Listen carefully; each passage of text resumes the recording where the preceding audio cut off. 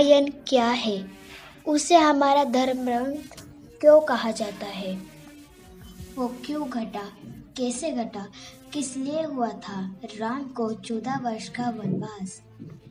इन सभी सवालों का आपको मेरे नाटिका में जवाब मिलेगा। अरे करमजनी, कहाँ मर गई थी तू? तेरे लिए कितना बहुमूल्य हार मैंने सबसे पहले निकाल कर रखा था। मैं स्वयं इसे तुझे पहना दूं?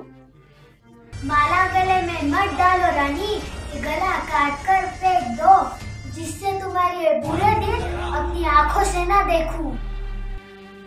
चुप रहो, न जाने क्या बकबक करती रहती है। पूरे दिन आए मेरे दुश्मनों के। तेरी मंथरा, ये तेरी क्या दशा हो रही है?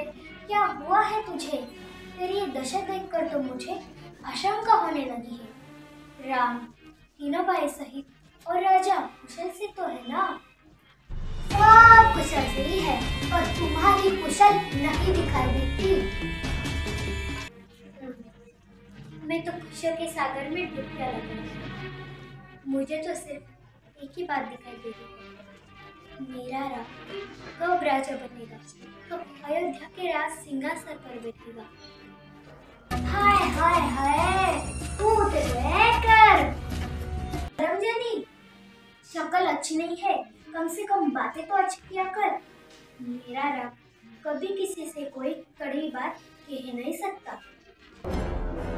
क्यों कहेगा? सबसे मीठा एक कर तो ही सारी अयोध्या का राज हड़प कर जाएगा। अंजलि, तेरी जीभ क्यों चलूंगी, समझी? राम बड़ा है, वही राजा बनेगा। पूरे वंश की रीति यही है। उस रीति का परिणाम भी सोचा है कभी?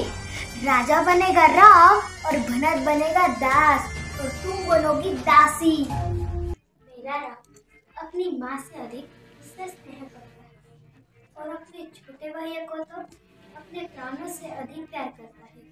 तेरी तो बुद्धि मारी गई है। बुद्धि मेरी मारी गई है या तुम्हारी? हे प्रभु, हे परमेश्वर, रक्षा करो मेरे भरत की। जरा चुप हो जा, ये कैसा विष खोल रही है तू? मैं विष खोल रही हूँ?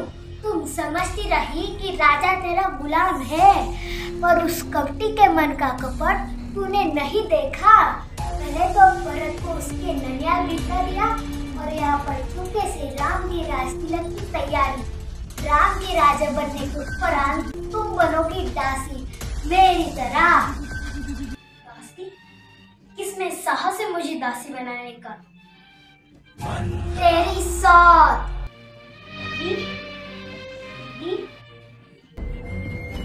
हाँ, रानी कौशल्या, जिसे तू दीदी दीदी कह रही है, उस नागिन ने एकदम ऐसा मारा कि सारी बाजी उसकी हो गई।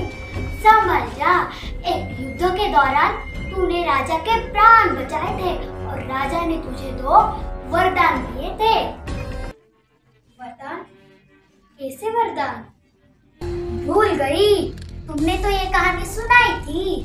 वो 2 वरदान मांगने का समय आ गया है। अभी तो पूरी 1 रात बाकी है।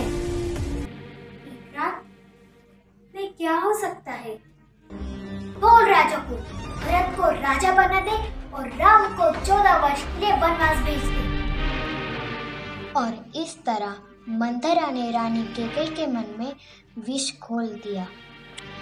इस तरह मंथरा के बहकाव में आके रानी कैकेयी ने राजा दशरथ के सामने मंथरा द्वारा बताए प्रस्ताव रख के वो मनवा भी लिए। मंथरा ने कूटनीति का इस्तेमाल किया, और इस प्रकार शुरू हुआ एक नया अध्याय रामायण का।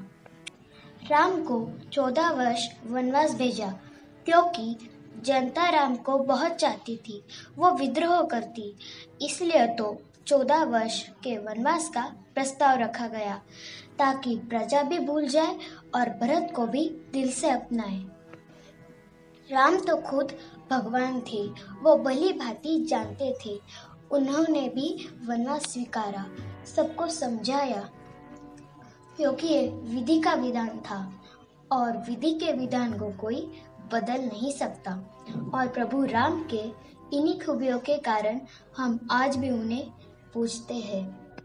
इससे हमें यह सीख मिलती है कि जैसे मंथरा की मति भ्रम हुई और उसने कैकेयी के मन में राम के प्रति जो स्नेह था उसे क्रोध में रूपांतर कर दिया, वैसे ही हमारे अगल बगल मंथरा जैसे लोग मंडराते रहते हैं, तो हमें हमारे सूझबूझ का इस्तेमाल करना चाहिए ताकि हमसे भी किसी का भूल कर भी बुरा ना हो। तो आप सभी मेरे साथ बोलो, जय श्री राम।